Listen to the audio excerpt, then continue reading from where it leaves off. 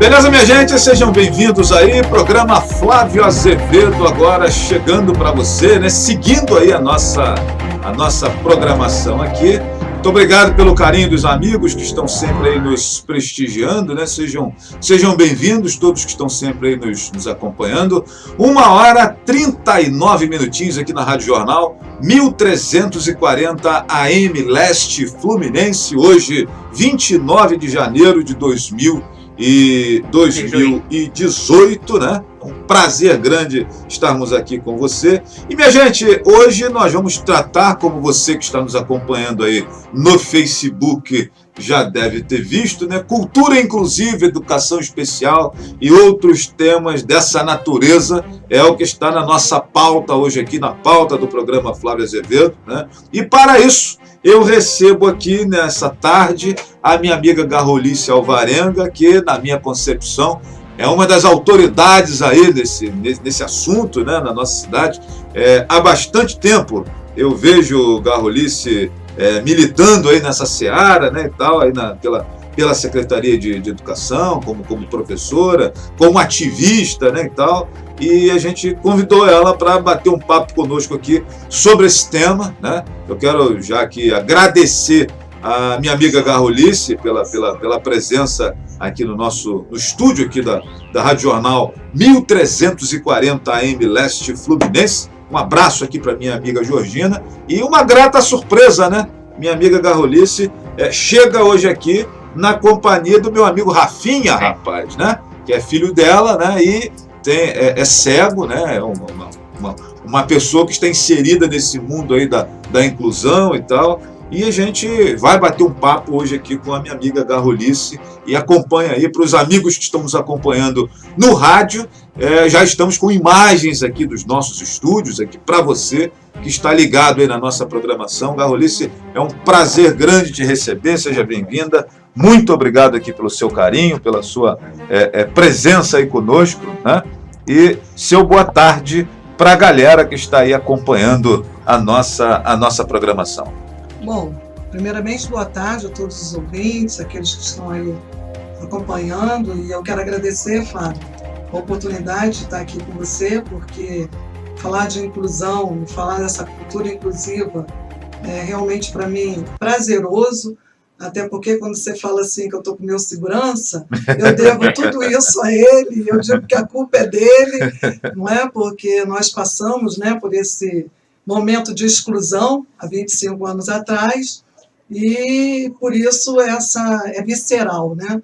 Então, eu agradeço muito a oportunidade e vamos aí trocar as informações que podemos passar, e o que a gente pode colaborar, e o que a gente pode falar, porque eu gosto muito de falar desse assunto.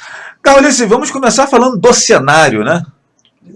Da vida das pessoas que tem algum tipo de limitação física ou intelectual, ou sei lá, e hoje que são acabam pessoas com deficiência, né? E que acabam tendo uma sobrevida muito complicada na nossa... O caso do Rafa, por exemplo, é um caso bem significativo, eu sempre exemplifico ele, até na minha formação acadêmica, eu sempre acabo colocando ele em pauta, porque não era para estar aqui, né? Não era para estar aqui, nasceu prematuro, 500 gramas, queimadura de primeiro, segundo, terceiro grau dentro da incubadora, Antônio Pedro em greve, prolapso de cordão umbilical, um histórico clínico totalmente negativo para tudo que se tem escrito. Todo quanto evento contra que você possa imaginar, o Rafinha teve que... Todas as infecções, na UTI neonatal, falecimento de bebês na época que ele estava dentro da UTI, então ele conseguiu ultrapassar por isso tudo, e por isso eu acredito tanto, né, nesse sujeito com deficiência. Por isso eu defendo tanto essa causa. Não pelo Rafinha somente, porque ele para mim foi um aprendizado, né, ele é um aprendizado diário, mas por conta de ver que não só se vive de teoria, mas se vive sim da prática, do dia a dia, do estímulo, de tudo que... Para a gente pegar um ponto de partida aqui dentro disso que você está falando, eu gosto muito de estudar cultura indígena, e as crianças, quando nascem na aldeia indígena, elas são levadas ao pajé, E aí o pajé identifica qualquer sinal de anormalidade, me permito usar esse termo, naquele bebê que chega, e se ele tiver qualquer tipo de síndrome, qualquer tipo de situação fora da normalidade, a palavra que o pajé usa é tibiquera, que significa cemitério ou morte e tal, porque eles dizem que são indivíduos tocados pelos deuses, então escolhidos pelos deuses, então você tem que devolver aos deuses. E me ocorre em várias oportunidades, Garrolice, que embora a sociedade civilizada não tenha a lógica da tibiquera, mas usamos essa tibiquera quando nós excluímos, quando nós ignoramos direitos, etc, etc. Estou certo na minha concepção? Está certo, e até porque a exclusão não é só pela pessoa com deficiência que aparenta essa deficiência, é toda outra, né?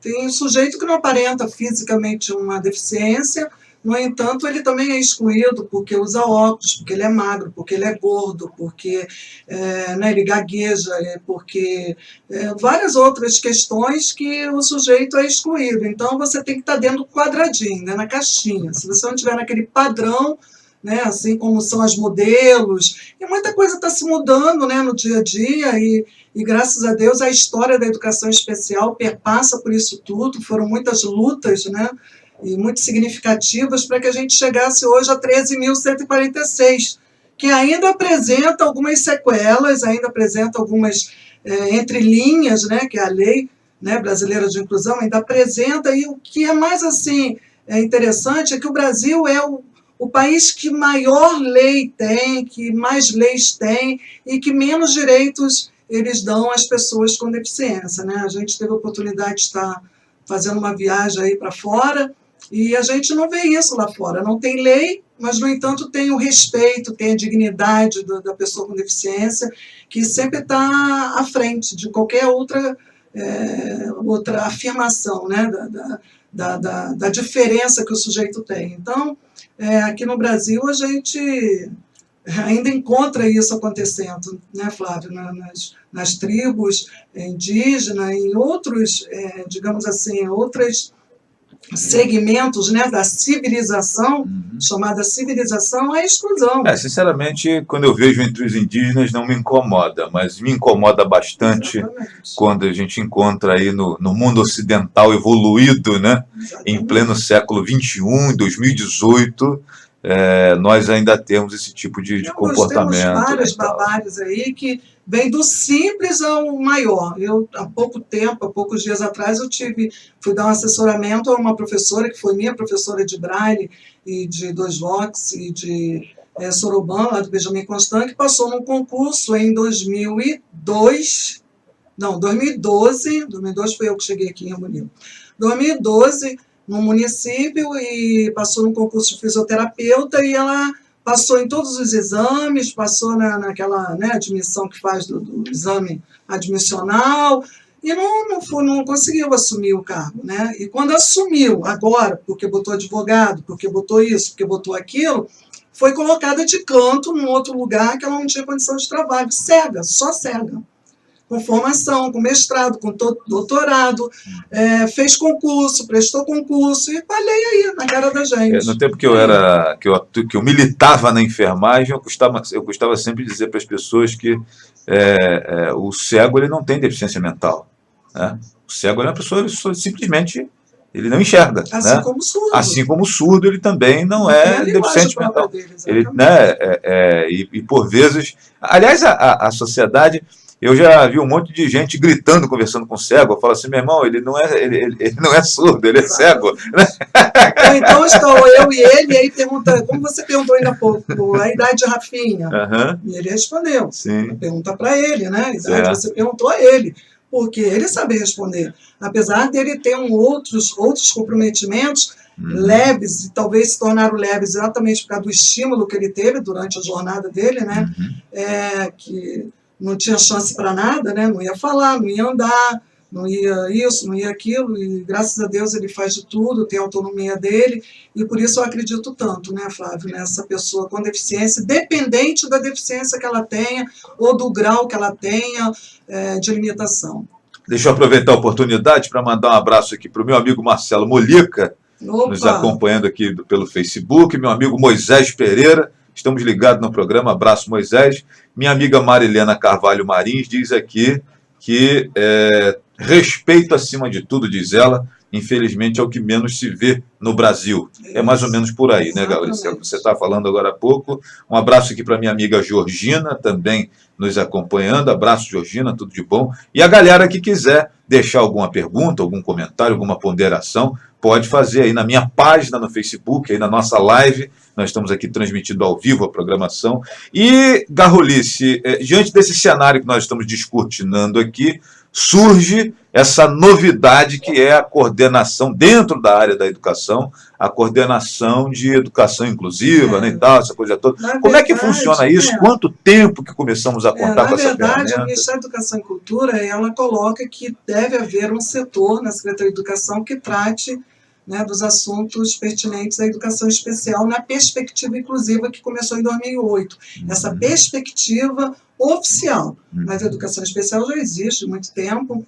E eu, por exemplo, eu cheguei aqui em 2002 por um concurso público que o município de Rio Bonito realizou e que quando eu vi o edital, eu falei, opa, é aí que eu vou, porque eu vi um edital pedindo ali professores com especificação, né, de deficiência mental, auditiva, não pedia na área de deficiência visual, mas pedia nessas duas áreas, pedia fisioterapeuta, fonoaudiologia, pedia de tudo que a gente pensa que é ser necessário para esse atendimento específico. E aí eu falei, vou lá, estou indo para lá. Eu morava em Maricá nessa época, lá em Inoã.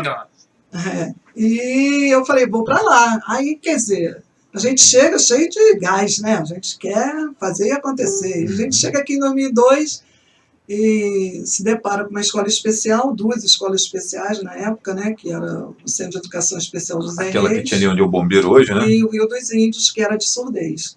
Né? A gente se depara com aquele cenário ali ainda muito... incipiente, iniciando. Digamos assim, ainda muito com aquela visão de educação especial, o qual a gente, naquela época, em 2002, já se falava de inclusão. Já se falava. Né? Já estava começando a coisa a fomentar, lei aparecendo, lei daqui, lei dali, mas a gente conseguiu aqui uma parceria boa com a Érica, a professora Érica e a professora Lorane Matos, que na época era diretora no Rio dos Índios, e eu sempre falo que tudo começou com essa parceria, né? E com a professora Ana Maria Alves Figueiredo na cadeira, né, de secretária de Educação, e com a Tereza Cleissóge no Departamento de Ensino, onde nós oferecemos um curso na área de educação inclusiva. Primeiro cursinho que foi no EMPAC.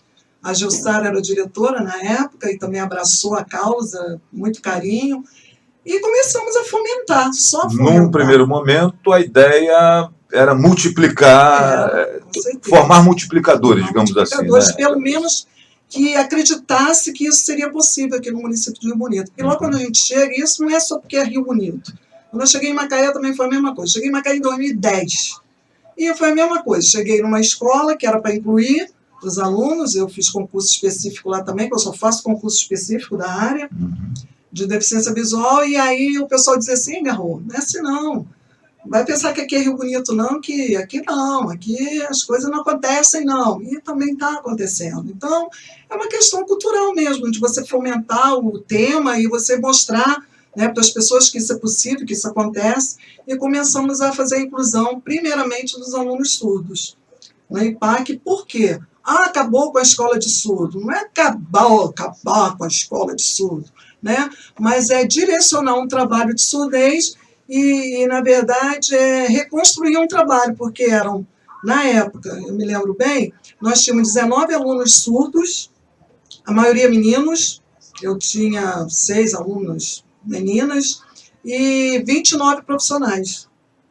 Quer dizer, a gente não avançava no processo de ensino-aprendizagem desse sujeito, nenhum incluía e por aí ia, né? Então a gente iniciou o trabalho no IMPAC, com as turmas indo para o IMPAC, não era o ideal, porque a acústica do IMPAC é bem problemática para o surdo, né? Com aquelas salas abertas, né? Aquela coisa toda, mas começamos.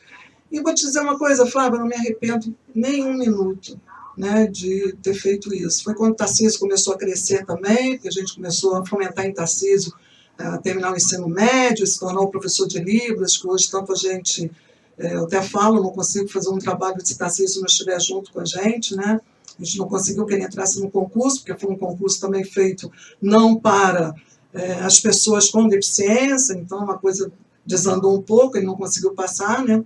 Mas ele continua com a gente aí nesses cursos aí que a gente oferece desde 2006. Carolice, a gente tem assim, algumas histórias interessantes. Esse dia eu fui fazer uma cobertura do lançamento de um CD do Grupo Kairos, lá na Igreja Assembleia de Deus de Poços dos Coutinhos.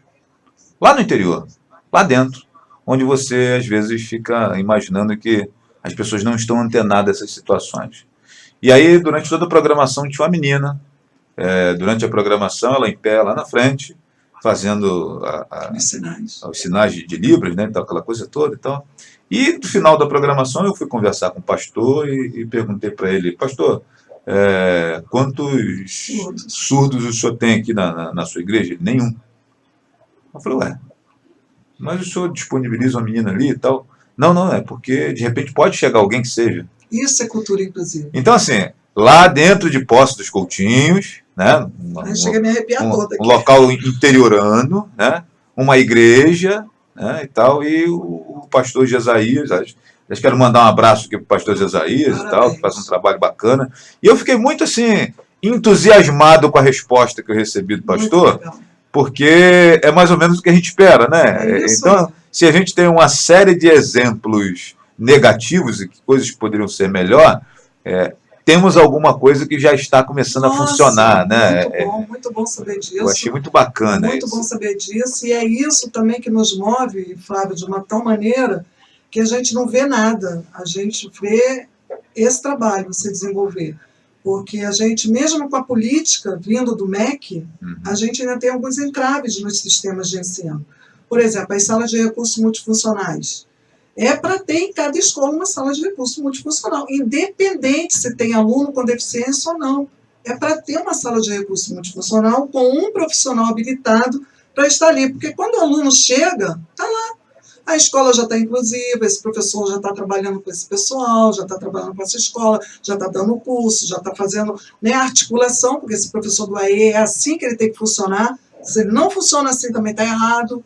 E aí onde entra algumas divergências, porque o pessoal pensa que vai lá para a sala porque vai atender um aluninho, 2 aluninhos, vai atender só 1 horinha, e não é isso, né, que a sala de recurso garante, a sala de recurso garante ensino-aprendizagem. A inclusão quer garantir o processo de ensino-aprendizagem desse aluno com deficiência, independente da limitação dele. E é isso que ainda o professorado ainda não entendeu. Por exemplo, o professor de matemática, o menino está lá na sala, mas ele não faz equação. Daí? Ele não faz equação, mas ele faz outras coisas que vai servir para a vida dele.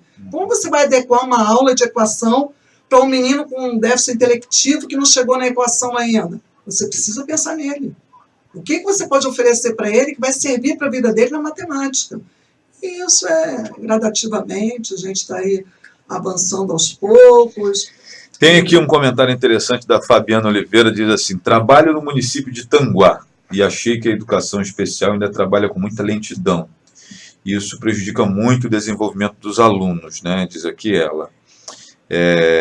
Uma boa tarde aqui para o meu amigo Leandro Rangel, que mandou uma boa tarde para a gente aqui. E Marcelo Mulica acrescenta que a amiga Garrolice é 10, faz tudo para incluir as crianças especiais do nosso município. E eu queria que você falasse, Carla Matos, abraço para você também, minha amiga Lena de Oliveira, né, boa tarde para você também passando aqui. E eu queria que você falasse um pouquinho sobre essa lentidão que a minha amiga Fabiana Oliveira percebe aqui, e queria também pegar uma carona no comentário dela para falarmos aqui de dois bloqueios que eu percebo dentro dessa lógica da inclusão, que é dentro da própria educação, e agora você estava comentando aí um exemplo de um professor de matemática, né, que é uma coisa exemplificada, você está só exemplificando, não é dizer que tem um professor de matemática que faça isso. Carolice está simplesmente dando um exemplo. Os professores são todos Mas eu queria comentar com você sobre as barreiras que nós encontramos dentro da própria educação, né, de gente que acha que não é necessário, de gente que acha que tem que ter uma escola específica só para as crianças com necessidades especiais e tal.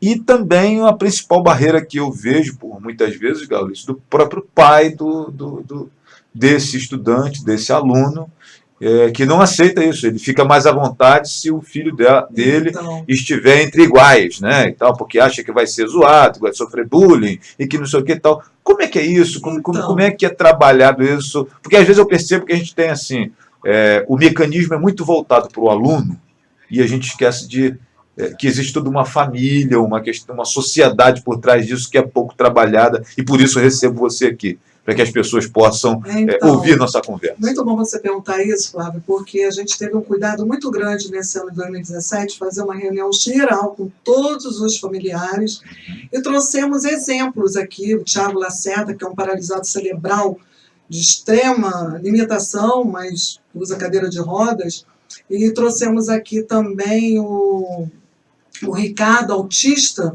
gemelar, que trabalha, ambos são funcionários federais, né? O Thiago Lacerda é funcionário do Instituto Federal Fluminense, lá em Caxias, e mora em Niterói, e o Ricardo é autista e trabalha na Casa Brasil, na biblioteca, e nós fizemos questão de levar o doutor Nelson, daqui, psiquiatra, né, do Centro de Reabilitação, também para estar conversando com esses familiares.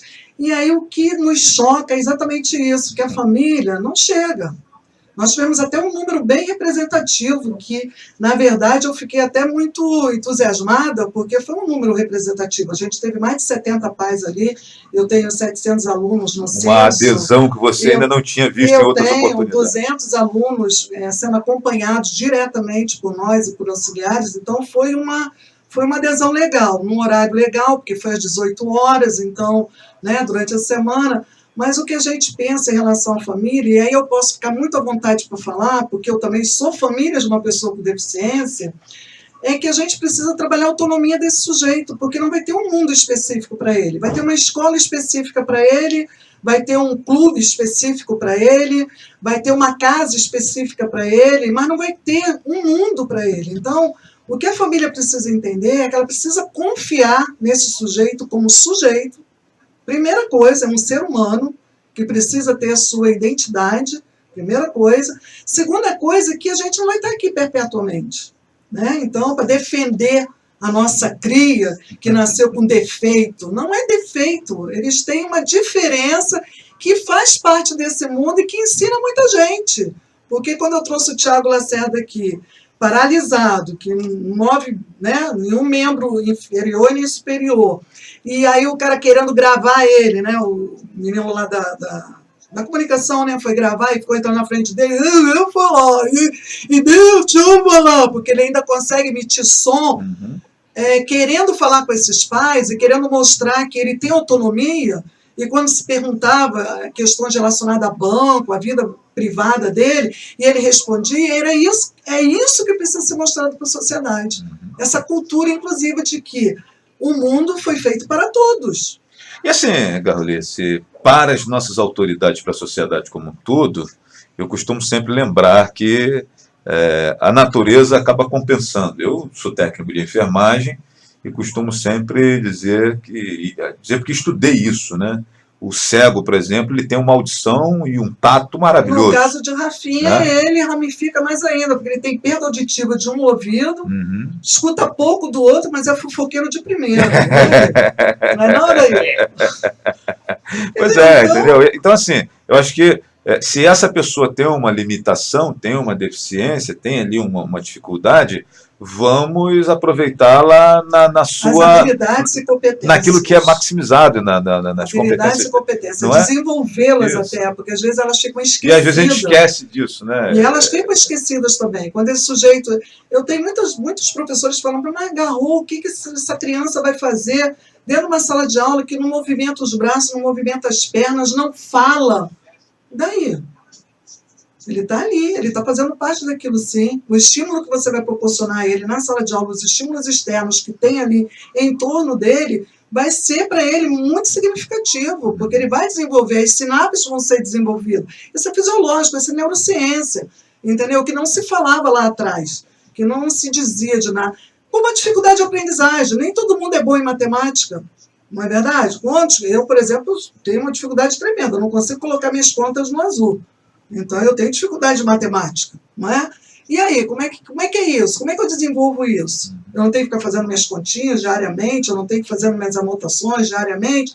E assim também é um sujeito que tem alguma dificuldade. Quando você fala alunos com necessidades especiais, eu digo para você, fica à vontade, Flávio, para falar pessoas com deficiência. É o termo correto. São pessoas com deficiência. Com necessidade, somos todos nós. Todos nós temos uma necessidade especial. Eu tenho a minha, você tem a sua, e todo mundo tem. E tem umas que são tão feias que nem aparecem. Né? Que está no caráter, que está na forma do lidar, na forma respeitosa, na sua dignidade. Nisso tudo que a gente está vendo no cenário político, quer ver mais necessidade especial do que a política apresenta aí para a gente, que estão lá para nos defender e, na verdade, não acontece. Então, por isso que eu sempre usei esse termo, cultura inclusiva. Sempre usei desde sempre, e a gente escreve sobre isso, é cultura inclusiva sim, porque a gente precisa fomentar o sujeito para ele entender que é o todo. Então, eu também não papilizo muitos professores não, sabe, Flávio? Por quê? Na verdade, é medo, é receio do desconhecido, entendeu? Eu sei matemática para mim. Eu não sei se eu vou conseguir alcançar todos os 50 que eu tenho na minha sala. Porque às vezes tem turma aí com 50 alunos. Como que eu vou fazer isso? E fica preso naquilo. Não passou pelo pedagógico do ensino normal, foi direto para uma disciplina matemática, ele domina aquilo ali, daquele jeito ele ensina. Por que ele vai mudar o jeito dele de ensinar? Ele foi formado assim? Então é novamente a cultura inclusive entrando nesse eixo de você perceber que há outros sujeitos com tempo menor, com tempo maior, com habilidades, outros sem, outros com competência, mas ainda não desenvolveu. Muitas ramificações. Muitas nuances, né? Muitas ramificações nessa raiz. Minha gente, deixa eu mandar aqui alguns alôs, né? E eu preciso também ir num intervalinho comercial aqui, mas tem recado para Dedéu aqui, Garrolice. Tem uma torcida organizada aqui, ó. Opa! Tomara que seja aliás, um abraço grande aqui para o meu amigo Vitor Hugo, lá em Braçanã, lá no Basílio, né? A minha amiga Rosilene Mendes está aqui dizendo que o Vitor Hugo está completando 8 anos hoje, né? Então, um abraço aí para o Vitor Hugo, beijo no coração. Vitor Hugo, obrigado pela sua audiência aí. E minha amiga Rosilene, abraço para você também, obrigado por estar sempre nos acompanhando, nos prestigiando. Minha amiga Claudiana Balbi, passa aqui, diz assim, boa tarde, foi no IMPAC que a questão da inclusão começou a ter mais visibilidade. E aí, Claudiana, vou revelar a sua idade aqui agora. Eu era estudante do Colégio Municipal e você era inspetora de alunos, né? A gente querendo jogar ping-pong e você botando a gente para a sala. E aqui ela diz, Garrolice é uma verdadeira guerreira na educação inclusiva. Temos que avançar muito, diz ela. Porém, Garrolice tem um ideal e briga por isso. Minha amiga Nazaré Oliveira, boa tarde. A Bianca Francisco acrescenta, Rio Bonito melhorou bastante. Não está bom, diz ela, mas melhorou bastante. Antes era muito difícil conseguir tratamento na rede pública. Hoje melhorou bastante o centro de reabilitação, melhorou bastante, sou muito bem tratada lá na inclusão, as escolas melhoraram bastante, muito preconceito ainda, mas melhorou bem, diz aqui a Bianca Francisco, que eu quero agradecer a participação. Cecília Manhães, que bom ter Garrolice à frente da coordenação de inclusão. É muito guerreira e luta por nossas crianças, diz aqui minha amiga Cecília Manhães, e ela acrescenta aqui, parabéns, Garro, como a galera da intimidade chama aí a Garrolice, né? Parabéns pelo seu trabalho. E a Janaína Cardoso, boa tarde, Garrolice e Flávio, estamos lutando pela inclusão verdadeira. E minha amiga Vivian Mello acrescenta aqui, todos pela inclusão, juntos somos mais fortes, aqui diz ela, né? E, minha gente, o propósito de receber aqui a Garrolice é exatamente darmos visibilidade a esse tema, né? Inclusive, já até aproveito a oportunidade, Garrolice, para já deixar o convite estendido para você retornar aqui numa próxima oportunidade, né? Eu acho que eu não lembro quando foi a última vez que eu te recebi para a gente conversar sobre isso, então eu estou em débito também. Eu acho que a gente tem que falar mais sobre esse tema, aproveitar a mídia e tratar mais isso ajuda bastante, né, Flávio, com certeza ajuda, contribui, porque, na verdade, quando você fala assim de de sistema, o sistema de ensino ainda deve muito para esse sujeito, e não é só o sistema de ensino, é o sistema de saúde, é o sistema social, mas estamos caminhando. 2017 foi um ano assim, muito legal, por mais dificuldades que tenhamos encontrado, que nós encontramos muitas dificuldades, muitos obstáculos administrativos, coisas que a gente não tem autonomia para resolver, e quando, não lembro agora a pessoa, mas falou que está indo, está caminhando, para mim está engateando, porque eu preciso de mais, eu sou muito hiperativa, então, tanto a Ana Maria falava isso, quando eu entrava na sala dela, ela levava um susto. Foi a Bianca Francisco, que disse que melhorou bastante. Mas como também o nosso atual secretário dele, que também leva um susto cada vez que eu entro na sala dele, né? Porque eu já chego levando N questões, né? E N sugestões, mas a gente não tem uma autonomia para isso. Então é complicado. Mas a gente caminhou na questão do José Reis, né? Que a gente está ressignificando a escola, né? Especial. Nós não conseguimos fazer o que nós queríamos na gestão passada, que era incluir todos os alunos, então ficou ainda alguns jovens, e aí a gente chama assim, jovens adultos, quase idosos, né, no José Reis, e as pessoas ficam assim indignadas quando se fala isso, mas quando a lei fala de continuidade do aprendizado, ela não fala de escolaridade, ela fala de aprendizado para a vida. Então precisa dessa cadeia, né, dessa rede com outras secretarias, que é o desenvolvimento social principalmente. Nós estivemos lá conversando com a secretária Lília e conseguimos já começar a alinhavar alguma coisa para esses jovens adultos nos CRAs, porque o pessoal precisa estar preparado para receber essa clientela, né? Precisa, eles estão aí, eles vão envelhecer. Antigamente morriam. Essa é a diferença que o pessoal não conseguiu acompanhar, né? Porque as crianças com deficiência não tinham dificilmente nós encontrávamos com mais de 20 anos uma criança... O Dal, por exemplo, problemas cardíacos, falecia cedo, precocemente, 16, 17 anos de idade, né? E já não acontece mais isso. Eu tive muitos coleguinhas da minha idade, tal, e lembro que daqui a pouco chegava eu com 11 anos, 12 anos e tal, todos eles nessa morreu o filhinho doente, né?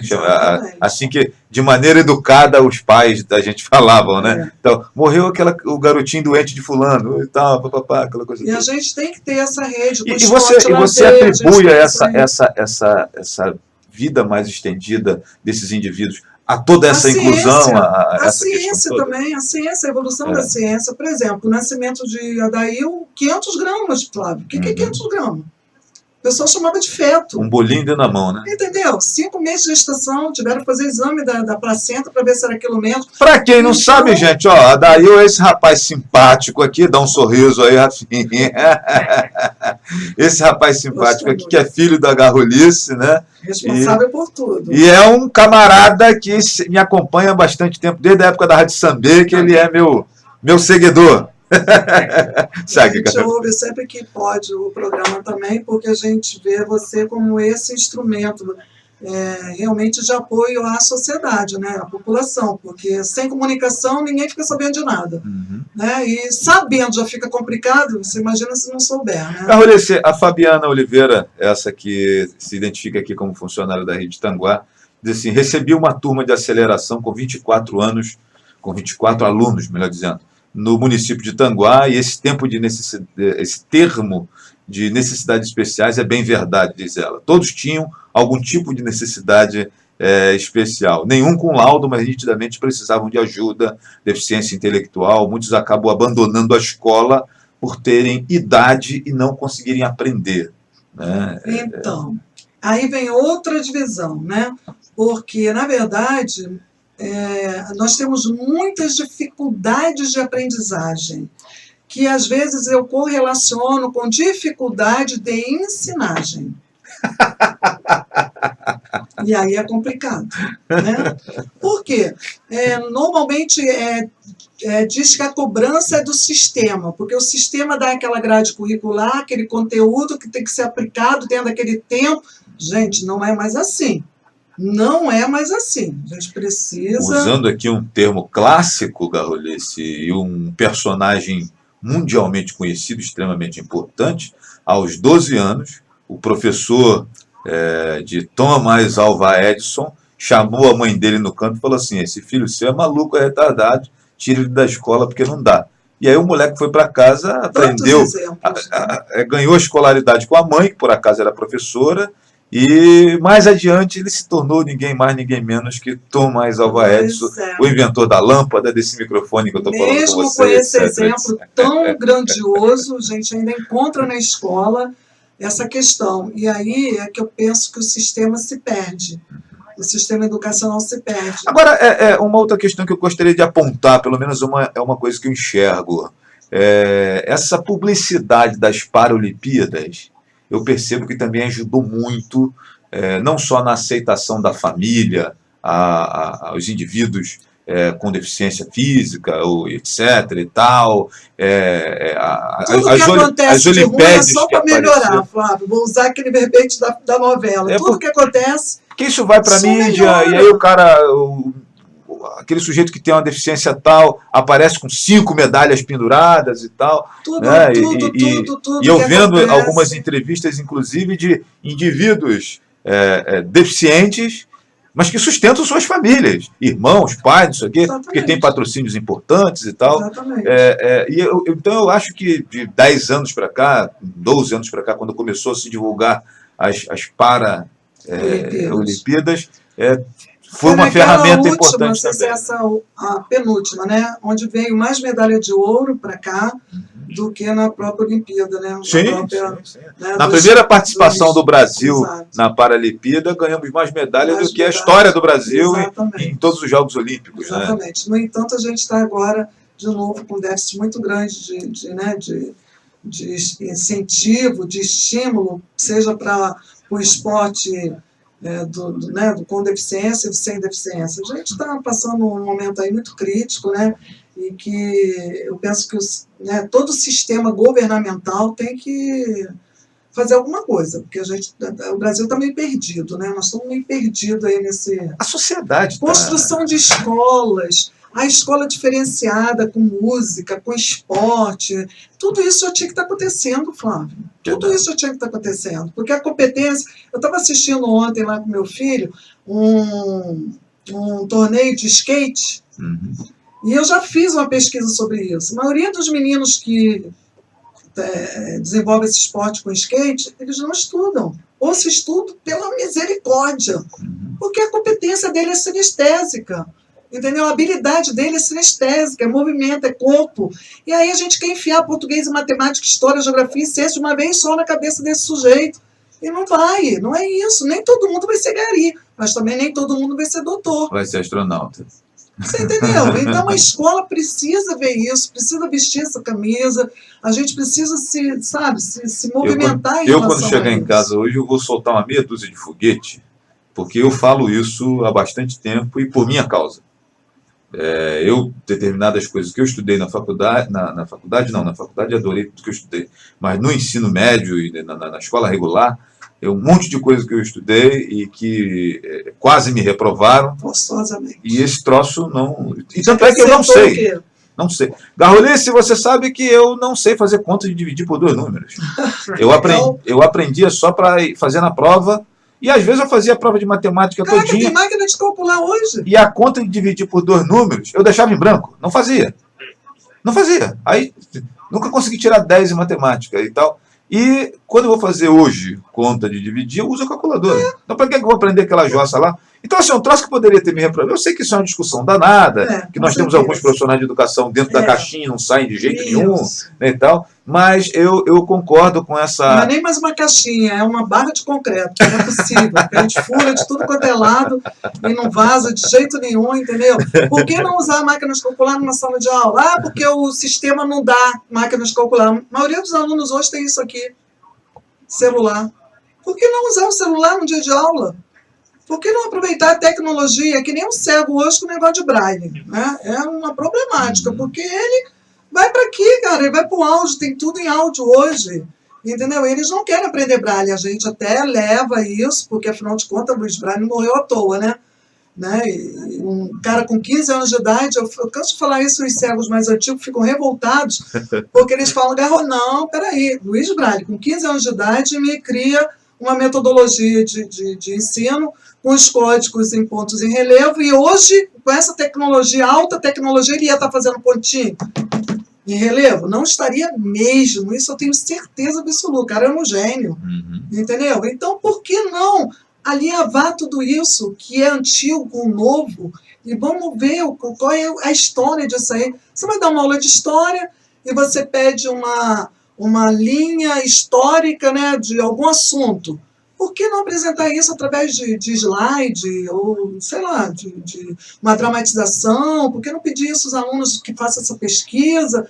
E hoje não tem falta de recurso, Flávio. Não tem, porque hoje o professor está levando um fonezinho para a sala. E para pesquisar também, Gaulice, eu acho que ficou mais fácil também, porque eu lembro que quando eu era adolescente, a gente precisava, tinha muita coisa que não tinha na biblioteca de Rio Bonito, e a gente tinha que ir na Biblioteca Nacional, e não sei o que e tal. E hoje nós temos um tal de Google. Doutor Google. Né? Um tal de Google que... vai embora. E esses tutoriais que inventaram, que você tem tudo ali, né? Tem de tudo. É isso que eu falo, Flávio, em relação à formação do professor. Você me chamou aqui até para falar em relação aos cursos. Vou fazer o seguinte, antes da gente migrar para esse assunto, que eu também estou ansioso de ir para ele, deixa eu ir no intervalinho comercial aqui, que a gente precisa garantir o leite das crianças. Né? Deixa eu só lembrar para os amigos que estão aí prestigiando o nosso programa, né? Enquanto Gaulice se organiza para a gente falar da questão dos cursos especificamente, inclusive, estão abertos, né? Lembrar que para você que está ligado no nosso programa aqui, da Baeta Gás, a entrega mais rápida de Rio Bonito para você, 3634-1048, ligou, pediu, entregou. É assim que funciona lá com o meu amigo Henrique. Escola Criar, aqui em Rio Bonito, uma das referências de educação aqui na nossa cidade, na Mangueirinha, né? Um abraço lá para os professores da Escola Criar, para toda a equipe lá da Escola Criar. Instituto Flor do Amanhecer, comando lá do meu amigo Dr. Nogueira. Abraço, doutor Nogueira, tudo de bom para ti. 3634-7766 é o telefone lá do Instituto Flor do Amanhecer. Gen Imóveis, na Rua da Conceição, número 93. Um abraço ao meu amigo Gibran. Boteco do Miranda, né? O antigo Botequim Mirassol, agora é Boteco do Miranda. Comando lá do meu amigo Gustavo Miranda, né?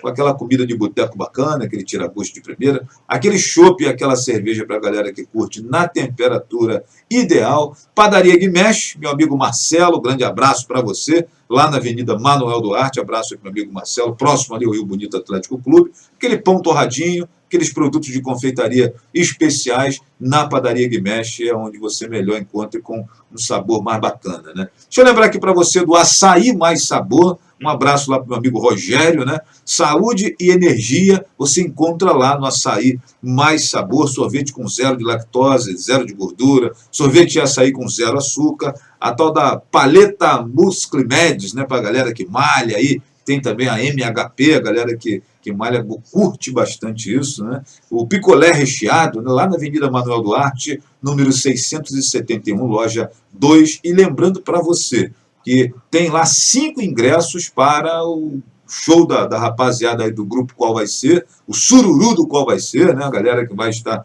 no próximo sábado lá no Sítio JJ, fazendo lá uma programação bem bacana, e tem 5 ingressos à sua disposição lá no Açaí Mais Sabor. Como fazer para concorrer? Acima de R$20 de consumação, você ganha um cupom, preenche com seu nome, seus dados, coloca lá na urna, né? E no dia 31 vai ter o sorteio, né? E a galera pode participar por lá. Então, você que curte um pagode e, sobretudo, a moçada do grupo Qual Vai Ser, que manda sempre muito bem, né? No próximo sábado, lá no JJ, dia 3, né? Você pode participar dessa promoção aí lá no Açaí Mais Sabor. Fabinho Lava Jato, a entrega mais... A Fabinho Lava Jato ali atrás da rodoviária. Abraço para o meu amigo Fabinho. Gran Medicina Laboratorial, presente em Rio Bonito, em Niterói, em São Gonçalo, em Itaboraí, em Tanguá, né? E aqui em Rio Bonito, atendendo você no telefone 2734-0481. 2734-0481. Referência em exames laboratoriais na nossa cidade. Drogarias Viva Mais,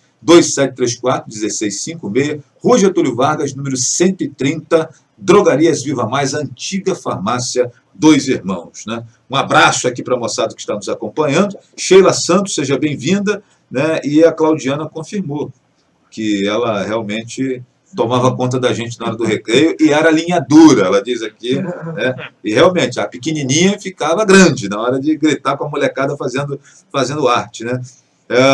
Claudiana diz aqui, Flávio, eu também, só passava por milagre, né? A questão da matemática aqui que ela está falando. Em compensação, em redação era ótima. Olha, Claudiana, acontecia o mesmo comigo por acaso, né? Detesto ciências exatas, diz ela aqui. E é uma realidade isso. Na própria faculdade, Garrolice, eu percebia isso, porque tinha uma molecada que estava lá na faculdade e na hora das matérias teóricas, aquela coisa toda, o cara estava lá na escada fumando, né? Ou então não entrava na sala e tal. E eu ficava pensando assim, gente, a universidade precisa receber pensadores, intelectuais. Nitidamente esse cara é um tecnocrata, né? E aí é o que eu digo que a faculdade de jornalismo é uma grande bobagem.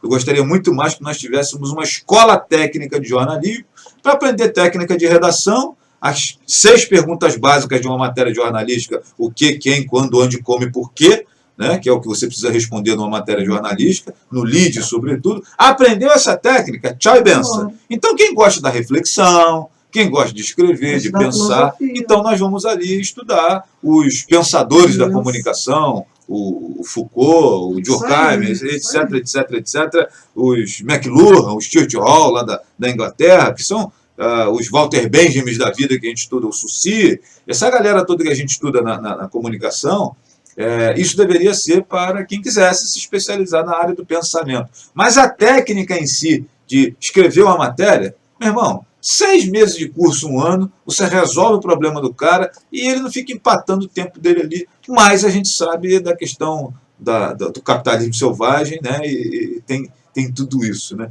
Mas, a mesma coisa é na educação com o professor que se coloca na prática. Se ele se envolver na prática, ele deixar a teoria dele lá, guardadinha, para a hora que ele precisar, vai ser legal, vai ser suficiente para ele entender cada aluno que ele tem na sala, porque ele tem cada um com uma diferença. Não é só a deficiência. Ele tem cada um com uma diferença.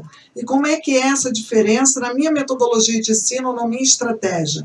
Como é que eu aplico isso para cada um com essa diferença? É nisso que o professor tem que ser formado e informado. Ele precisa diluir toda aquela teoria, né, dos pensadores. Aliás, gente, Vygotsky não precisa mais. Vai ler o sujeito. A gente não conseguiu ainda desenvolver 1/3 do que Vygotsky nos coloca nos escritos, nas pesquisas dele, porque zona proximal para ele é tudo. E a gente ainda não conseguiu desenvolver isso, que é com o outro que a gente aprende, que é com o outro que a gente desenvolve, que é com o outro que a gente cria estratégias, que é com o outro que a gente cria mecanismo para uma aprendizagem significativa, porque aprender tem que ser significativo. Por isso que o sujeito está lá, o jovem não quer saber da escola. Ele quer ir para a escola, um troço chato, cansativo. A gente fica lá no quadro escrevendo e mandando copiar, escrevendo e mandando copiar. E agora a coisa está ficando complicada, porque os alunos estão usando a tecnologia para fotografar o quadro. O que você vai fazer com esse sujeito? Vai botar ele para fora da sala de aula? Porque ele não quer mais copiar. Ele chega lá e fotografa o quadro. E aí? Como é que vai ser? O que você vai criar na sua estratégia de ensino para envolver esse sujeito? Ele tem o direito dele, não quer mais escrever. E aí?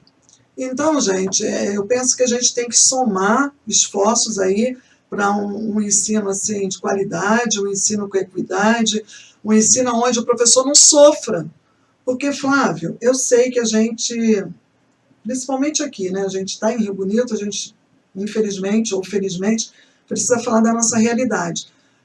Eu canso de falar isso nas minhas formações. Eu, quando fiz o concurso para cá, para Rio Bonito, eu sabia quais seriam as minhas atribuições e qual seria a minha remuneração para vir para Rio Bonito. Olha, eu morava em Maricá, em Inoã. Eu não tinha carro nessa época, eu pegava um ônibus para Rio do Ouro eu pegava para Alcântara, de Alcântara eu pegava para cá, para Rio Bonito. Não é isso? E nessa época eu trabalhava em Rio Bonito e em São Gonçalo. O que eu tinha que fazer? Eu tinha que 1 ano chegar atrasado em Rio Bonito e 1 ano chegar atrasado em São Gonçalo. Eu escolhia assim. Assinei várias advertências por não ser pontual no meu horário. Mas eu não podia reclamar e jogar isso em cima do meu aluno. Eu tinha que estar na sala de aula inteira. Eu tinha que estar lá inteira.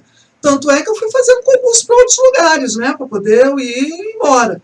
Porque o que eu vou fazer? O salário daqui não me sustenta, então eu tenho que ir embora. E eu fico muito à vontade para falar disso, Flávio, porque eu trabalhei desde 2002 aqui em Rio Bonito, saí aposentada em 2012 para 2013, por questões, N questões, né? Tanto pessoal quanto profissionais, mas eu nunca deixei a peteca cair, eu sempre desenvolvi meu trabalho, né? Então eu tinha Macaé, optei em ficar em Macaé, porque lá me garante, lá eu trabalho, pago meu aluguel e tudo isso. Nunca tive carro comissionado, nunca tive DAS, nunca tive nada disso, e nunca deixei de desenvolver meu trabalho. Então, uma coisa é uma coisa, outra coisa é outra coisa. Eu vou brigar lá na Assembleia, eu vou lá brigar no sindicato, pelos meus direitos como profissional. Mas na minha sala de aula eu não posso, sabe, cobrar dos meus alunos eu não estar fazendo um bom trabalho. Não posso, porque tem N oportunidades por aí. O Quanta gente boa que a gente perde. O famoso finge que paga e finge que trabalha. Eu não posso fazer isso, sabe? Eu não posso fazer isso quanto profissional da educação, da saúde e da segurança. Eu penso em tudo quanto é profissão. Você não pode fazer isso. Mas na saúde, na educação e na segurança, você fez uma escolha. O meu aluno nem escolha ele tem. Ele vai para a escola que colocam ele vai para a escola porque agora tem o Bolsa Família, ele vai para a escola porque senão o Conselho Tutelar dá em cima, ele não tem escolha. Ele não escolhe professor, ele não escolhe a escola que ele vai estudar, ele não escolhe nada. A única coisa que ele tem é a escolha lá na sala. Se eu vou para esse lado ou se eu vou para esse lado. E nós, professores, é que somos essa bússola aí para eles. O meu amigo Luciano Eiras diz assim: culpa desses governos socialistas que tiraram a autoridade dos professores, né? Assim como tiraram dos pais também. Ele acrescenta aqui. Mais ou menos, a minha não tirou não, como mãe. E a minha amiga Maria Helena acrescenta assim: eu gostaria de saber se há na prefeitura alguma secretaria especial de trabalho para ajudar pessoas com deficiência, mas não, que conseguiram se formar no ensino médio. Fizeram curso de informática e design gráfico, mas não conseguem se inserir no mercado de trabalho justamente por ter experiência e ser discriminado, né? Eu acho até que é não ter experiência, que ela esqueceu de colocar o não aqui. Aliás, esse lance de experiência é um negócio problemático. Até para quem não tem deficiência. Exatamente. E aí eu acho que algum DI de quem governa, ou quem gerencia e quem contrata, né? DI é deficiência intelectual, minha gente, porque você exige pessoas com experiência, né? Ótimo. Mas como é que o cara vai adquirir experiência, né, esse novo sujeito que está no mercado, se ninguém abre a porta para ele, para ele não ter experiência? Não está sendo diferente com as cotas para a empregabilidade da pessoa com deficiência, tá? Eles estão escolhendo a deficiência também para empregar. E isso já está sendo aí divulgado e amplamente divulgado, já tem muitos conselhos dando em cima, Conselho da Pessoa com Deficiência, mas, por falar nisso, cadê o Conselho da Pessoa com Deficiência daqui de Rio Bonito? Darlice, eu fiz essa pergunta no Facebook, você deve ter visto que eu fiz esse questionamento, viu não? Semana passada, o meu amigo Marcelo Balbi fez uma postagem muito interessante do menino tetraplégico lá da Mangueira. Ele tem 31 anos, é tetraplégico desde os 22, e tem uma série de situações, de direitos, não tem carro para ir ali, não sei o quê. Aquele cenário da coisa pública ineficiente na hora de atender a população que a gente conhece. E aí o Marcelo é dono da academia HIT, ele até teve aqui no nosso programa outro dia dando entrevista, e juntamente com o seu quadro de multiprofissional, de fisioterapia, não sei o que e tal, parece que ele está dando lá um apoio a esse rapaz, o Johnny Araújo, o nome do garoto, né, e tal. E aí ele fez uma narrativa no Facebook dele, contando e tal. Nossa, não e assim, na verdade, o Marcelo está oferecendo aquilo que é possível ele oferecer. Ele é professor de educação física, tem alguns outros profissionais dessa linha da educação física que trabalham com ele, que atuam com ele e tal, mas o Johnny precisa de muito mais, né? E, sobretudo, de um amparo do poder público, porque a gente sabe que tem recurso para isso. E aí eu fiz um questionamento exatamente sobre isso. Eu lembro que em 2013, o início de 2014, né, eu até escrevi no meu texto, em prosas e versos foi inaugurado, foi aberto o Conselho das Pessoas com Deficiência, em Rio Bonito. E eu não tenho, assim, notícias de como é que está isso e tal. Foi até eu que instiguei para que esse conselho fosse criado. Na época eu estava também como coordenadora de inclusão e eu perturbei um bocado lá o gabinete. Na época era o chefe de gabinete, era o irmão de Zé Luiz, que me fugiu o nome agora, que faleceu, o seu Adelso. E nós perturbamos bastante lá para que fosse criado, inclusive eu fiz parte logo no primeiro momento, mas logo depois eu vi que a coisa não ia caminhar da forma e maneira que deveria, e até foi já na época de mudança, né, de governo, e eu me retirei. E foi uma brigaiada danada para que quem fosse presidente, e cadê? Porque é aquilo, né, eu costumo dizer que o sistema, ele vai fazendo conforme ele apraz. Mas existe um monte de conselho. É conselho Fundeb, é conselho Fundef, é conselho da pessoa com deficiência, é conselho municipal de educação. É um monte. E o conselho, ele tem, sabe, uma ferramenta na mão crucial. Ele pode chegar junto ao sistema e exigir muitas questões. E trabalhar junto com o sistema. Não é só exigir, mas também trabalhar junto com o sistema. Porque, olha só, Flávia, às vezes eu recebo do Ministério Público, lá na Secretaria de Educação, uma chamada do promotor de que coloque auxiliar para a criança tal, que não é público-alvo para ter um auxiliar, não é um público-alvo de deficiência para ter um auxiliar, não há diálogo. Eles simplesmente mandam a ordem e eu, quanto professora... Ou seja, o promotor público está precisando de ter uma assessoria em relação a isso, um diálogo com a gente. Um professor auxiliar, né? Igual tem a professora... Eles estão trabalhando, eles estão cobrando, estão no papel deles, acho até muito significativo, tenho participado das reuniões. Mas não conhece as nuances dessa prestação de serviço. A mãe chega lá, sabe com o quê? Com um atestado médico dizendo para colocar um auxiliar. E eles, eu não vou no médico dizer prescrever qual remédio que ele vai dar para o paciente dele. Por que ele vai vir na minha escola dizer pedagogicamente o que o meu aluno precisa? Não, eu sou a pedagoga, eu sei do que o meu aluno precisa, pedagogicamente. Mas isso quando você tem profissionais e profissionais. Então, hoje mesmo eu estava falando lá com a Jussara, que assumiu o departamento de ensino, que a gente precisa marcar uma audiência aí com a promotoria, seja lá quem for do Ministério Público. Eu não tenho receio nenhum de ir ao Ministério Público, porque eu sou formada para trabalhar nisso, eu estudei para isso, né? Eu tenho isso na veia. Não, e se o Ministério Público está fazendo o trabalho deles, e você está fazendo o seu. Exatamente. E a gente precisa se entender aqui para... Vamos ver aqui, um jovem com esquizofrenia, ele tem uma doença mental, ele não tem uma deficiência intelectual que precisa ter um mediador ao lado dele. E a gente priorizou, Flávio. Aqui no município de Rio Bonito, ano passado, a gente teve que criar critérios até para esse auxiliar. Eu tive 25 auxiliares que fizeram o concurso do processo seletivo e eu tenho hoje quase 100. Como? Não vou fazer mágica. Como que eu vou botar? E eu priorizei. Educação infantil e alfabetização. Alunos autistas e alunos com paralisia cerebral. Os outros casos a gente vai estudar caso a caso, porque eu não tenho como atender a toda essa demanda, e nenhum município tem condição de bancar isso. Não tem mesmo. Não tem mesmo. Você vê que o piso está aí ainda para ser discutido, né? Está aí, né? Tem que pagar, e como é que vai fazer isso tudo? É um problema do sistema? É. Mas eu não posso também aceitar que todo aluno com deficiência... Eu não posso aceitar, não. A legislação me garante isso, que todo aluno com deficiência tem que ter um mediador. Não é isso. Não é assim. Todo aluno com deficiência tem direito ao processo de ensino-aprendizagem dentro da sala de aula. Isso ele tem. Entendeu? Então, nuances que acontecem no sistema e que os conselhos podiam estar junto com a gente.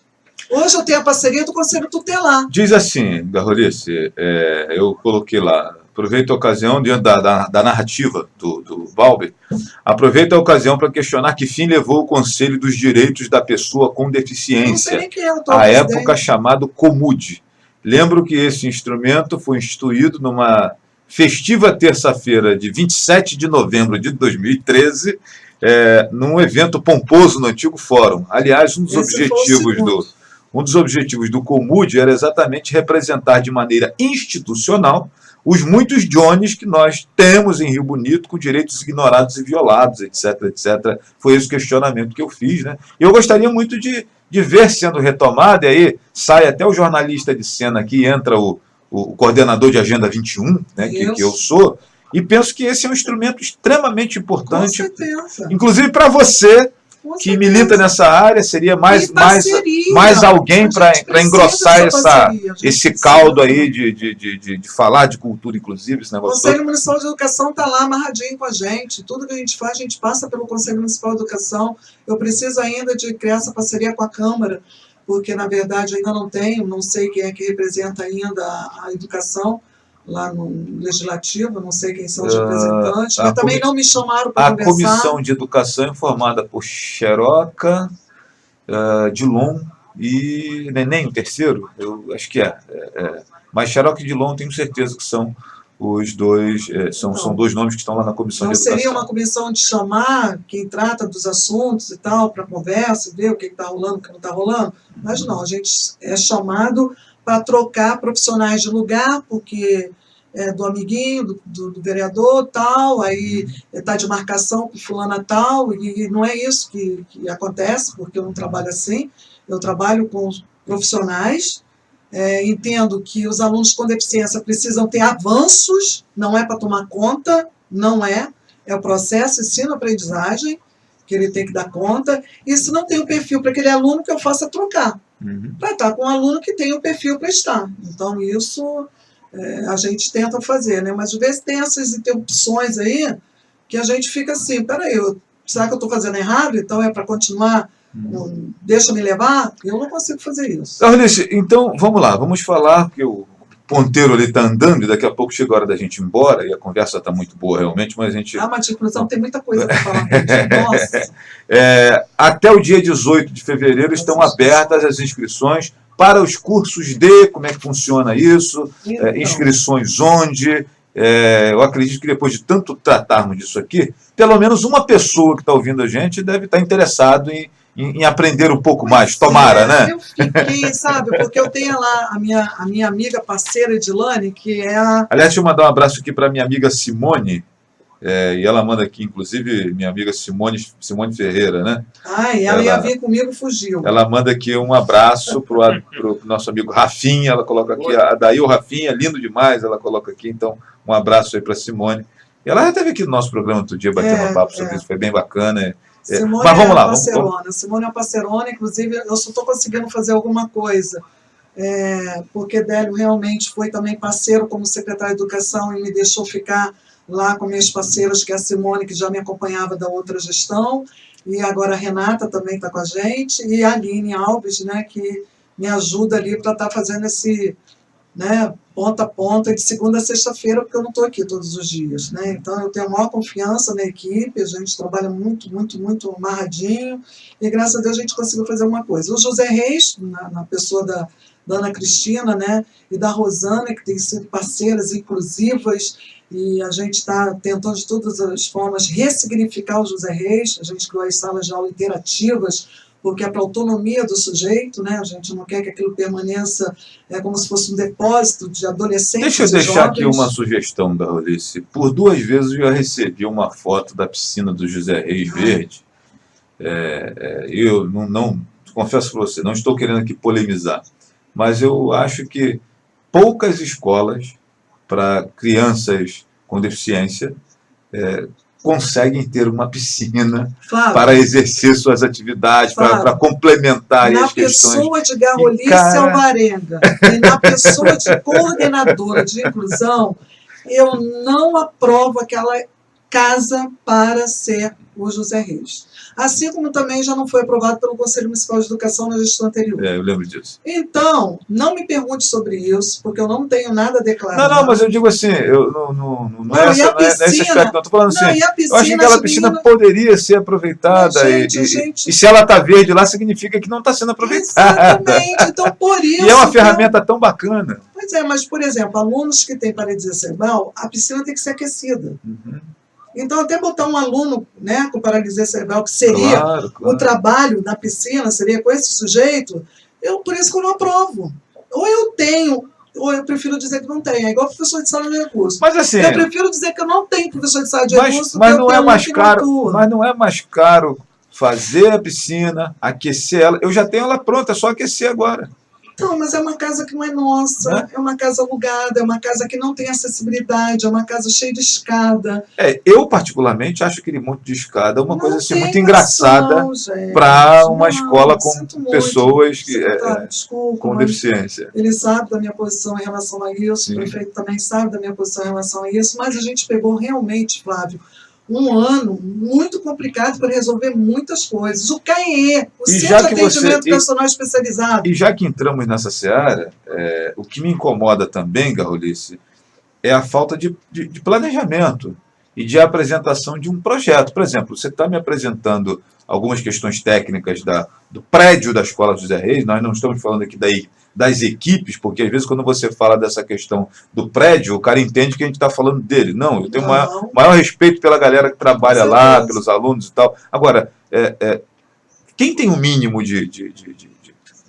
de noção da vida sabe que realmente o prédio ele não está de acordo com aquele público que está ali. Nós estamos com a promessa de sair dali, mas eu gostaria muito de ver essa promessa colocada num gráfico, tipo assim, nós estamos em 2017, ano passado, estamos assumindo a prefeitura, esse ano não dá, galera, beleza. Mas em 2018, lá no dia 30 de novembro, vamos iniciar, ou 19 que seja, o que eu percebo e sinto dificuldade dos governos municipais, né, entre eles o nosso aqui, é esse lance de você criar um calendário para as realizações. Você está entendendo? Por que está andando? Inclusive, Garrolice, acho que o cara pode aproveitar até para já começar a fazer a pré-campanha dele e dizer assim, nesses 4 anos não vai dar, vou precisar ficar 8, ou ficar 15, ou ficar 30 para conseguir fazer isso. Mas aí eu devolvo a pergunta para você, por que outras questões da educação estão caminhando? Por quê? Na minha concepção de leigo, de jornalista muito reclamão, não tem interesse. Não, por que estão caminhando? Algumas questões estão caminhando. Por exemplo, o piso... Não, eu digo assim, o que não caminha é porque não tem... As que estão caminhando. Porque houve interesse, na minha concepção. Porque houve também movimentação de sindicato, de um monte de outros parceiros. Por que não caminha na educação inclusiva? Cadê os parceiros? Falta gente, né? Cadê os parceiros? Cadê as famílias? Cadê os conselhos? Garrolice, Alvarenga? Quem sou eu? E aí o nosso COMUD, né, o Conselho dos Direitos da Pessoa com Deficiência, talvez fosse um grande aliado, nisso que a gente está tratando aqui. Um grande aliado, um grande parceiro. Não é de cobrança, mas de fazer esse planejamento, de ter esse cronograma, de ter uma previsão. Porque quando eu cheguei, o CAE estava dentro de uma sala minúscula, lá dentro do EMES. Aquilo era um absurdo. Aquilo era absurdo. Simplesmente para você dizer que tem, né? Tinha, não sei se tinha, entendeu? E aí a gente está aí com o DPO para ser reformada. A minha amiga Fernanda Cruzoé passa aqui, né? Um abraço aí para Fernanda Cruzoé, e tem o irmão dela que é cadeirante, né? Lá o filho do meu amigo Roberto Fernandes, né? E ela coloca aqui, isso aí, aquele local não é nada favorável para alunos com deficiência. E o irmão dela que é cadeirante fica imaginando a luta que deve ser para você transitar com ele dentro daquele espaço ali e tal. Só no térreo. Fica na varanda ali o tempo todo, né? E tal. E assim, mas eu tenho fé, e eu estou nesse trabalho, eu estou representando a coordenação de inclusão por acreditar que essa gestão vá fazer alguma coisa, eu acredito nisso, eu sou uma mulher de fé, cheia, enfesada, né? Cheia de fé. Então, eu acredito, mas eu penso que nós temos que ter parceiros para isso, entendeu? A gente precisa ter gente junto, né, pensando junto e dando soluções, porque criticar é até fácil, cara. Sabe? É muito fácil você chegar e falar isso aqui não está servindo, isso aqui não está prestando, isso aqui não deu certo, mas o que você vai me trazer de sugestão? Porque quando eu vou para o meu secretário de Educação, eu vou para ele com as sugestões. Eu não vou para ele só reclamando, não. Nem sou besta, isso é desde a Ana Maria que eu aprendi. Aliás, Garrolice, já que estamos falando aqui de inclusão, a própria Secretaria de Educação ela é excludente, né? Porque naquele espaço ali onde você tem uma escada desgraçada, sem um elevador para a galera poder... Não vamos mudar, não vamos para de novo. Cara, pelo amor de Deus, sinceramente, eu acho que... Você acredita que lá em Macaé também eu trabalho no 3º andar? Entendeu? Não, a secretaria pode ser até no. Não, mas é o setor de inclusão. Eu recebo pais, recebo cadeirante. Pode ser até na cobertura, mas que tenha elevador para a galera conseguir subir, gente. Pelo amor de Deus. Mas nós vamos ter. Eu tenho fé que nós vamos ter, eu acredito que e lembrar para a galera que essa questão, por exemplo, da Secretaria de Saúde, da Secretaria de Educação naquele prédio ali, não é dessa gestão, já está ali, eu acho que há 15 anos, 12, sei lá quanto que está. Mas eu acredito que agora nós vamos sair para aquele prédio novo, ali perto da Clínica da Família, né? Aquele prédio novo ali. A nova prefeitura? A nova prefeitura. Parece que a Secretaria de Educação vai para lá também, pelo menos foi o que foi nos passado. E eu acredito que a gente vai estar num lugar legal. E eu ainda acredito que vai acontecer, Flávio, diante de todo o histórico que Rio Bonito apresenta. Não, mas tem que acontecer, né? Eu tenho que acreditar. Seja agora ou mais para frente, galera, isso tem que acontecer, porque não dá para seguir, né? E aí a gente, voltando para os cursos, a gente tem lá, vai continuar, né? O curso de Libras, nível 1, 2, 3 e 4, o de deficiência intelectual, 2 turmas, o de deficiência visual, uma turma que a gente dividiu por módulos agora, porque ficou bem longo, e o pessoal vai desistindo de fazer aqueles pontinhos em braille, que é um problema sério, então a gente quer pegar esse pessoal pelos módulos, e também o de práticas pedagógicas, que é muito interessante, porque a gente leva nossos estudos de caso da escola para ser discutido nesse curso, que é ministrado pela Geisa, né? E aí a Edilane fez um mapinha aqui para mim, muito legal, a Edilane que acaba ficando à frente dessa secretariado dos cursos, é minha fiel escudeira, desde o outro governo, continua no governo passado, porque é aquilo que eu falo, o que está dando certo, por que você mexe no que está dando certo? Não consigo entender a filosofia vã, né, da política governamental, porque são profissionais de carreira, então não tem o porquê. Eu não ganho nada além, é a matrícula dele, né? E aí eu não entendo. E aí eu fiquei muito, assim, surpresa, porque a gente tem 147, até o dia 27 de janeiro, a gente tem 147 inscritos para deficiência intelectual, a gente tem 55 para deficiência visual, a gente tem 70 para Libras 1, a gente tem mais 74 para outra turma de Libras 1, e a gente tem 141 para práticas pedagógicas. Mas quando você vai fazer o mapa de quais são as funções, você se depara com 55 professores somente. E foi aberto para todas as secretarias. E aí eu te pergunto, quando o surdo chega lá na saúde, quem fala com ele? Por que esse sujeito lá da saúde já não está fazendo um curso de Libras que acontece desde 2006 e que foi oferecido? Entendeu? E aí eu fico assim, oferecer a gente está oferecendo. Mesmo com todo o desafio que a gente está tendo, né, a gente deu formação o ano todo, ano passado, todo mês tem formação com um profissional diferenciado, mestres em diversidade e inclusão, que eu trouxe da Universidade Federal Fluminense, né? Esse ano a gente já está com todo o calendário de 2018, todo fechadinho, até com professores regentes também. A gente precisa de uma cultura inclusiva, Flávio. Resumindo, a gente precisa se incluir, entendeu? A gente precisa, nós que achamos que não temos nada, que não temos nenhuma deficiência, enxergar a nossa deficiência e estar inserido nesse contexto, né? Eu não posso ter, o Adair está com 25 anos e eu vou fazer 60. E aí, quando eu partir? Porque uma hora eu vou, né? Uma hora eu devo ter cumprido minha missão aqui. Aliás, Mário Sérgio Cortella diz que essa é a única certeza que nós temos. A única certeza. E aí, ele vai ser um peso para os irmãos? Não, ele não vai ser um peso. Ele tem que saber o que ele quer, como ele quer, quem vai levar ele no barbeiro, se ele vai no barbeiro, se ele não vai. Eu tenho 2 filhos, outros homens, que convivem com a gente, que podia fazer a barba dele, mas não, ele vai no barbeiro, porque ele precisa ir no barbeiro e saber que ele tem o barbeiro para fazer a barba dele. E é isso que as famílias também precisam entender, dar essa autonomia para esse sujeito.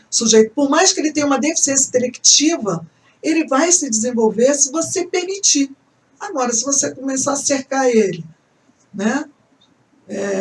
De tudo quanto é lado, ele vai ficar complicado. A gente teve uma aluna lá do governador, que nós descobrimos ela lá dentro, lá do Chavão, lá naquele matão lá, que eu falei assim, caraca, e tarde vai atacar de novo, né? Vamos ter que dar uma de tarde, que foi o médico lá que pegou os meninos selvagens, porque a menina era o histórico. Mas quando ela chegou na escola não era nada daquilo. Está lá, está se desenvolvendo, está na escola. Entendeu? Ah, tem que mandar para o José. Por que tem que mandar para o José Reis? Não tem. O José Reis não é uma escola mais especial. O José Reis é um centro de educação especial, onde vai trabalhar a diversidade desses alunos que apresentam deficiência. Tanto é que está de matrícula parada. Vai matricular na EJA, ou matricular na escola mais próxima de sua casa, porque vem gente até de outras cidades para poder botar no José Reis, porque lá é o lugar onde ele vai ser cuidado. E a gente não trabalha com cuidado. O José Reis, no caso, ele acaba sendo um equipamento de auxílio à rede, no caso. Essa é a concepção. Exatamente, de auxílio à rede. De auxílio à rede. Claro que eles vão para lá também, mas eles têm que estar numa escola regular. É um currículo extraturno, no contraturno, né? Extracurricular. A gente está ressignificando a escola em relação a isso. Então, o empreendedorismo está lá, a sala de aula interativa está lá com a informática, a gente tem terapia ocupacional, fonoaudiologia, dentro das possibilidades desse alunado. Porque, por exemplo, homem de 50 anos de idade, né, terapia ocupacional para ele, fisioterapia para ele, se realmente for para ele desenvolver alguma coisa. Porque se não for para ele desenvolver alguma coisa, não adianta a gente fazer isso. Então, me desculpa voltar ao assunto, mas mais uma razão para sairmos rápido dali e estarmos num ambiente... E outra coisa, nós temos aí o Estado abrindo mão de uma série de escolas estaduais. Não, parece que já mudou. Não, digo as escolas estaduais. Então, parece que já mudou o cenário de novo. Ah, já mudou de novo? Parece que já mudou. Viram a bobagem que ia fazer, eleições chegando, né? Então resolveram... Né? Porque o que me ocorreu inicialmente, assim, rapidamente, foi o seguinte: se nós estamos aí, Escola do Basílio, Colégio do Matoso, até o Barão corria risco de... Você já pensou uma unidade dessa sendo aproveitada como um centro educacional? E com tudo que a gente tem para oferecer, Flávio, a gente tem muita coisa para oferecer, tem profissionais assim de peso, o Rio Bonito tem profissionais muito bons mesmo. O que extrai o Rio Bonito essa remuneração. Se bem que na minha concepção muito particular e pessoal, acho que nós precisamos construir planejar uma unidade com a questão das limitações de cada um sendo respeitadas, das deficiências sendo respeitadas. Não, a construção do CAE, se eu jogasse numa loteria e eu ganhasse, com certeza eu construiria. Bom, minha gente, Garrolice, faltam ali 3 minutinhos para a gente ir embora. Que pena. Que pena, né, Rafa? Parece que nós vamos precisar continuar essa conversa, né, em outra oportunidade. Eu quero muito agradecer a galera que está acompanhando a gente no Facebook, mas pedir para você se despedir dos nossos amigos. Rafinha, obrigado pela presença aqui, tá, meu irmão? Tá bom. Seja bem-vindo sempre. Pois gente, uma boa tarde para vocês, obrigada aí por ter acompanhado a gente, eu espero que continue acompanhando aí na prática, na vivência, né? A gente precisa de parceiros, a gente precisa de vocês estarem juntos conosco lá na Secretaria de Educação, estamos abertos para conversar, para aceitar sugestões. Eu penso que a crítica ela é sempre construtiva, eu penso que a gente fica sempre a mercê da crítica, porque é a crítica que faz a gente ver se a gente está dando certo ou não, né, no nosso fazer, e realmente eu também ainda não estou satisfeita, tá? Com a inclusão de Rio Bonito. Podem ter certeza disso. Não estou satisfeita ainda, mas eu tenho certeza que a gente está caminhando. Aliás, se você estiver satisfeito, eu ia ficar muito assustado. Então, não estou satisfeita. E também, assim, penso que não vou fazer isso sozinha, porque é um dever de todos, né?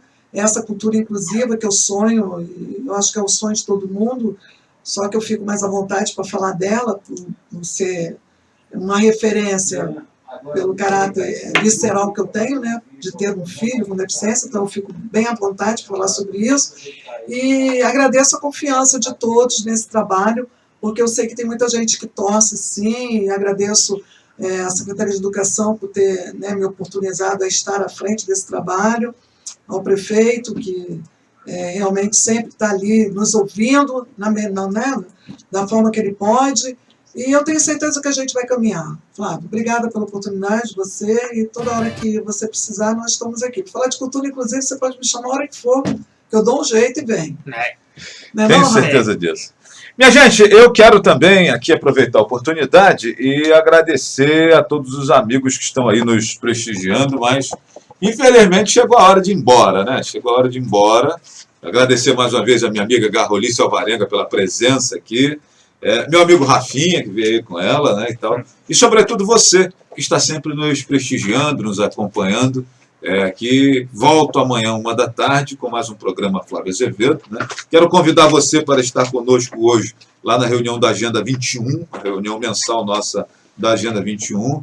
Confirmou presença hoje na reunião da Agenda nosso secretário de Educação. Vamos tratar com ele sobre essa questão do fechamento das escolas do interior, que tem gerado polêmica e tal. Ele vai lá e não é o jornalista que está recebendo ele, é o coordenador da agenda. Eu gosto sempre de dizer para as pessoas que são dois elementos totalmente diferentes, o coordenador da agenda, do jornalista que critica, que aponta e tal, e a gente tem que ter esse equilíbrio, né? Nem todo mundo tem, mas a gente tem que ter.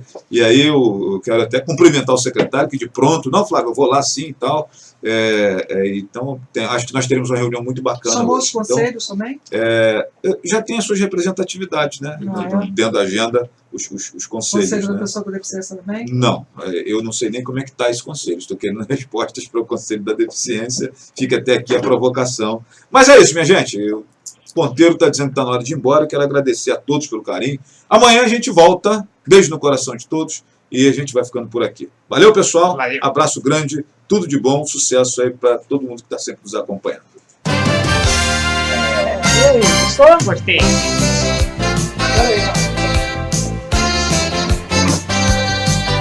A Rádio Jornal 1340 AM Leste Fluminense apresentou programa Flávio Azevedo.